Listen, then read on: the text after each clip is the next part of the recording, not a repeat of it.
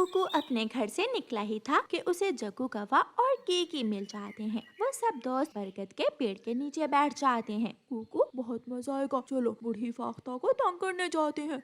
ना मम्मा मुझे बहुत डांटेंगी। यार, एक तो तुम हर वक्त अपनी मम्मा से ही डरते रहते हो, कुछ नहीं होगा। हम कौन सा घर जाकर अपनी मम्मा को बताएंगे कि हम कहाँ गए थे? तो फिर कोई मेरी मम्मा को ना बताए। ऐसे कुकू भी अपने शरारती दोस्तों की बातों में आकर उनके साथ निकल जाता है। वो सब उड़ते हुए जंगल की दूसरी तरफ बूढ़े पक्षियों की बस्ती में जाते हैं। चाचा छमछम पेड़ के ऊपर बैठा अपनी चोंच तेज कर रहा था। जग्गू, कुकू और कीकी थोड़ी दूर छुपकर उसे देख रहे थे। कौन कौन जाएगा? मैं जाता हूँ। चाचा छमछम को तंग करने में मुझे बहुत मजा आता है। कीकी उड़ता है और पीछे से जाकर चाचा छमछम को पेड़ से धक्का दे देता है। कुकू और जग्गू जोर जोर से हंसने लगते हैं। गिर गया, चाचा छमछम गिर गया। अंकल छमछम की चोंच पर चोट आई होगी। तुम्हारे जैसे बुरे पक्षी कभी जीवन में कामयाब नहीं होंगे। तुम बुरे हो। तुम्हारे माँ बाप भी बुरे हैं, जिन्होंने तुम जैसे बच्चों को जंगल में आवारा घूमने के लिए छोड़ा हुआ है। वो सब हंसते हुए वहाँ से आगे चले जाते हैं। हरियाली तोती अपने घर के बाहर आग जलाकर बैठी हुई थी, क्योंकि हरियाली दाल रोटी का काम अपने घर के बाहर बैठकर किया करती थी। शरारती बच्चे थोड़ी दूर पेड़ के पीछे छुप जाते हैं। मैं जाऊंगा और हरियाली आंटी की हंडिया में मट्टी मिला दूंगा। ये बहुत फनी है। जब जब तोता अंकल दाल खाएगा तो हरियाली आंटी की पिटाई करेगा। जग्गू उड़ता है। हरियाली पानी लेने थोड़ी दूर टूटी पर जाती है तो जग्गू हरियाली की हंडिया में मट्टी की एक मुट्ठी भरकर गिरा देता है और वापस भाग जाता है। वो शरारती बच्चे सबको तंग कर रहे थे। हरियाली आंटी की हंडिया में मट्टी मिलाने के बाद वो सब उड़ते हुए बूढ़ी फाख्ता के पीछे जाकर छुप जाते हैं। बूढ़ी फाख्ता के पास एक मीठा फल था। कुकू, अब तुम्हारी बारी है। पीछे से जाओ और छीन लाओ उस बूढ़ी फाख्ता का मीठा फल। कुकू भी शरारती बच्चों के साथ मिला हुआ था। कुकू जल्दी से उड़ता है और बूढ़ी फाख्ता के पीछे जाकर बैठ जाता है। कुकू आहिस्ता से अपना पंख आगे बढ़ाता है और बूढ़ी फाख्ता का मीठा फल उठा लेता है। बूढ़ी फाख्ता पीछे मुड़कर देखती है। मैं भूखी हूँ, मैंने कल से कुछ नहीं खाया। ऐसा मत करो, मुझे मेरा फल वापस दे दो। लेकिन कुकू एक लम्हे के लिए बूढ़ी फाख्ता की बात सुनता है और वहाँ से भाग जाता है। तीनों दोस्त नदी किनारे बैठकर मजे मजे से मीठा फल खाते हैं। शाम हो जाती है। शाम हो गई है, अब हमें घर जाना चाहिए। अब कोई भी अपने घर जाकर अपनी शरारतों की बात नहीं करेगा। वो सब अपने घरों को वापस चले जाते हैं। रात हो जाती है। मम्मा चिड़िया अपने घोंसले में लेटी हुई थी, लेकिन कुकू बहुत उदास बैठा हुआ था। बूढ़ी फाख्ता की बातें कुकू के कानों में गूंज रही थीं।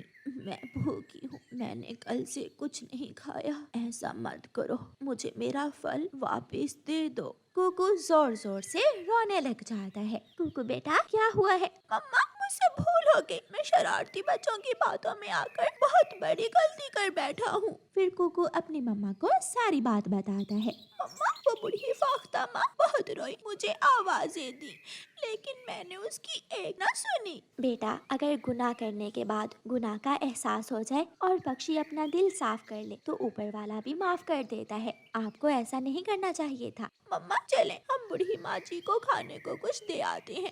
फिर कुकू की मम्मा लालटेन उठाती है और कुकू को साथ लेकर अपने घर से निकलती है। कुकू ने भोजन की टोकरी उठाई हुई थी और वो दोनों बूढ़ी फाख्ता के घर पहुंच जाते हैं। माँ जी, जाओ जाओ यहाँ से। अब मेरे पास कुछ नहीं है तुम्हारे छीनने के लिए। माँ जी, मेरे बेटे को माफ कर दें। मेरा बेटा अपने गुनाह पर बहुत शर्मिंदा है। हम आपके लिए भोजन लाए हैं। माँ जी, मुझे अपना बच्चा समझकर माफ कर दें। फिर बूढ़ी फाख्ता कुकू को अपने सीने से लगा लेती है। शाबाश मेरे बच्चे, गलती करके सीखना ही कामयाबी है। मुझे पूरा विश्वास है कि आप एक दिन बहुत कामयाब पक्षी बनोगे। फिर बूढ़ी फाख्ता कुकू से भोजन लेकर खाने लगती है। अब आप माँ बेटा घर जाओ, रात गहरी हो रही है। वो दोनों पति पत्नी ऊंचे पेड़ पर बैठे हुए थे। वो हर रोज उसी पेड़ पर जाकर बैठ जाते और आते जाते पक्षियों को किसी न किसी बहाने तंग करते थे। तोता आ रहा था, वो उसे बुलाते हैं।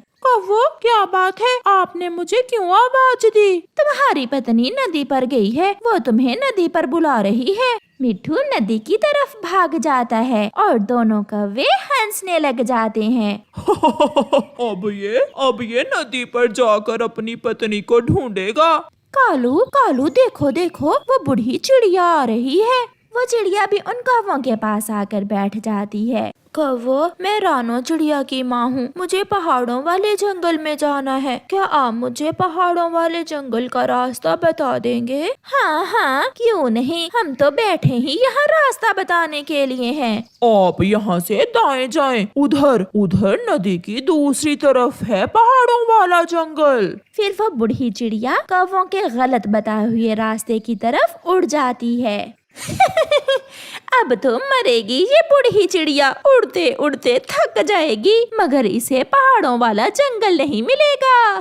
शाम को जब वो कौवे घर जाते हैं तो बहुत खुशी खुशी गोरी कौवी अपने बेटे को बताती है। जग्गू जग्गू, आज मैंने और तुम्हारे पापा ने चिड़िया की माँ को गलत रास्ता बताकर दूसरे रास्ते पर भेज दिया। मम्मा, फिर तो बहुत मजा आया होगा आपको। हाँ, और वो चिड़िया सच मानकर हमारे बताए हुए रास्ते की तरफ निकल गई।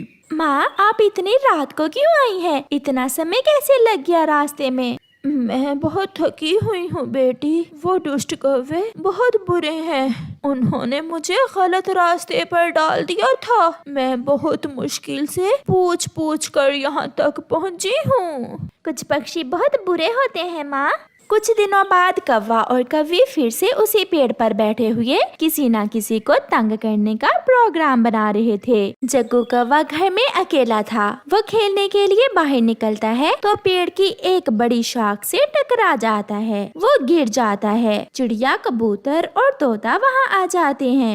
ये तो कालू और गोरी का बेटा है। वो कहाँ है? वो इस समय कहीं घूमने गए हुए हैं। हमें इस छोटे बच्चे को बचाना होगा। मैं अभी फोन करता हूँ बुलबुल डॉक्टर को। वो इमरजेंसी में बहुत जल्दी आ जाती है। फिर मिट्ठू अपने फोन से बुलबुल डॉक्टर को फोन करता है।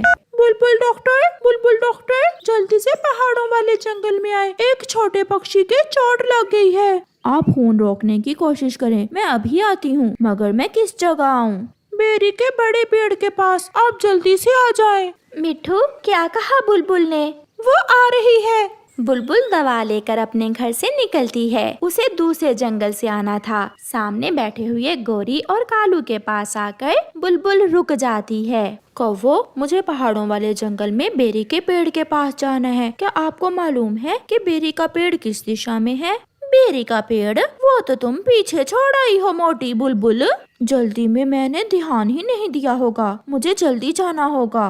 बुलबुल वहाँ से पीछे हट जाती है।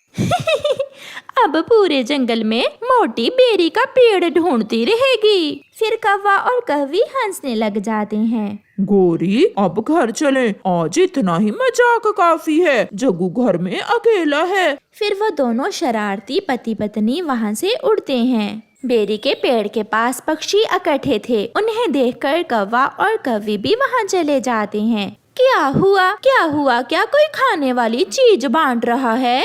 सब चुप थे। गोरी, तुम्हारे बेटे के सर में चोट लग गई है। ये सुनकर गोरी और कालू रोने लग जाते हैं। मेरा जग्गू, क्या हुआ मेरे जग्गू को? बोलो बेटा। जग्गू, अपने पापा से बात करो। मिट्ठू ने बुलबुल को फोन तो किया है, मगर न जाने क्यों अभी तक बुलबुल आई नहीं। उसने तो कभी इतनी देर नहीं की। ये सुनकर गोरी और कालू बुलबुल को लेने भागते हैं। वो पूरा जंगल घूमते हैं, मगर उन्हें बुलबुल कहीं भी नहीं नजर आती, क्योंकि बुलबुल तो वापस अपने घर चली गई थी। तोता उनके पीछे आता है। लौट आओ कालू और गौरी, लौट आओ। अब कोई फायदा नहीं बुलबुल को लाने का। जग्गू मर गया है। वो कौवे कभी खुद को माफ नहीं कर सकेंगे, क्योंकि वो अपने बेटे के कातिल थे। आज उन्हें उनके बुरे कामों की बहुत बड़ी सजा मिली थी। जो हारेगा उसे अपनी आंखें बंद करके वो सामने वाले पेड़ को पंख लगाना होगा। आज तुम्हारी ही आंखें बांधूंगा मैं। आज तो मैं जीत कर ही रहूंगा। तो फिर गेम शुरू करें। कालू कौवा अपनी बारी खेलता है। छह छह, मुझे तो पहली ही बारी में 6 आए हैं, मैं ही जीतूंगा। ऐसे तोता और कालू लूडो की खेल शुरू करते हैं। काफी देर खेलने के बाद मिट्ठू जीत जाता है।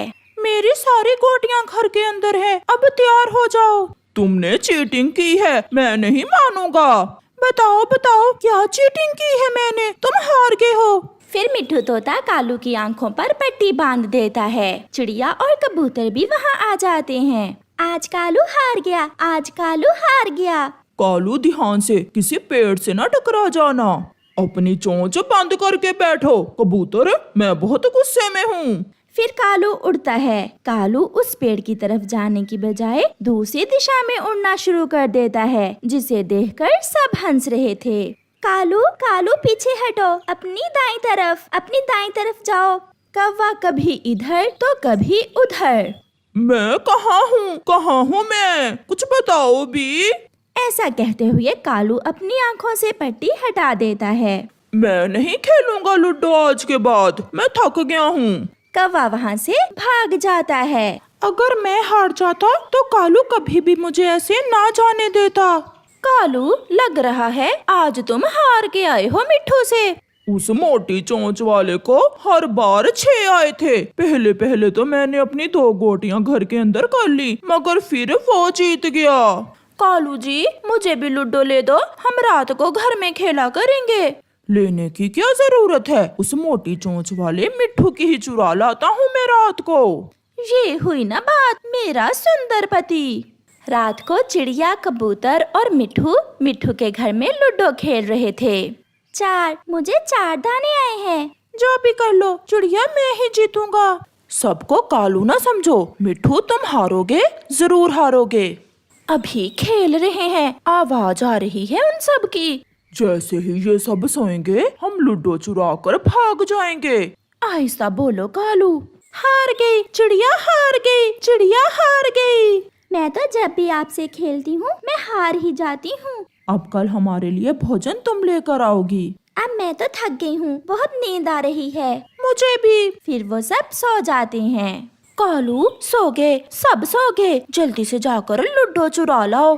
फिर कालू कौवा चुपके से मिट्ठू के घर में घुसता है और लूडो और गोटियां उठाकर भाग आता है। वो दोनों घर चले जाते हैं। चिड़िया चिड़िया, लूडो कहाँ गई? कोई लूडो चुरा कर ले गया है। ऐसी चोरी कौन कर सकता है? लूडो तो हम सब मिलकर खेलते हैं, फिर कौन चुरा सकता है हमारी लूडो?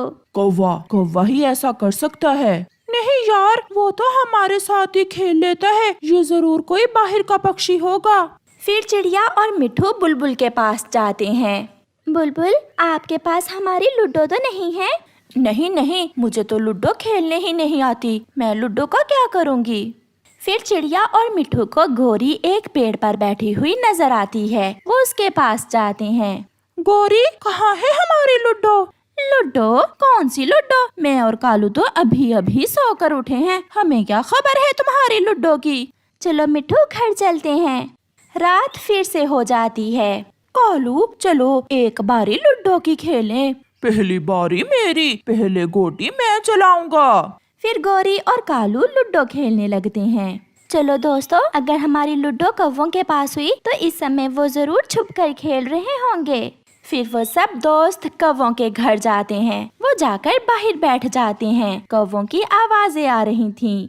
एक, मुझे तो हर बार एक ही आता है। सुन लो कालू, अगर अब मुझे एक आया तो झाड़ू से तुम्हारी पिटाई करूँगी।